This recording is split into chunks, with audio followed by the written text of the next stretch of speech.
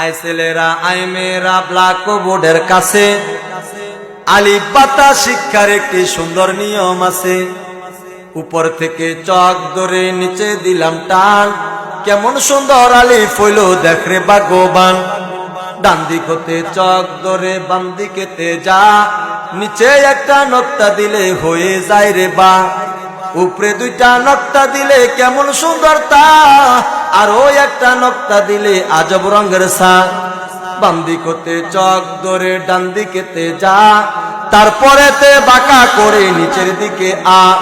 নক্তা দিলে জিম হবে বিনা নক্তায় হা, উপরে একটা নক্তা দিলে তার নাম খা।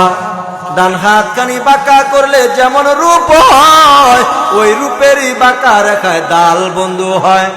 জাল বানাইতে মনে চায় চক হাতে নাও, শুধুমাত্র নক্তা একটি উপরে বসায় দাও। উপর থেকে নিচের দিকে একটু বাঁকায় র, উপরে একটা নক্তা দিলে হয়ে যায় রে যা। তিনটি দন্ত পেটটি নিচে গোল করিলে সিন, উপরে তিনটা নক্তা দিলে তার নাম শিন। মাথা মোটা পেটটি নিচে গোল করিলে সদ, উপরে একটা নক্তা দিলে হয়ে যায় রে দ। জোরে বলেন সুবহানাল্লাহ।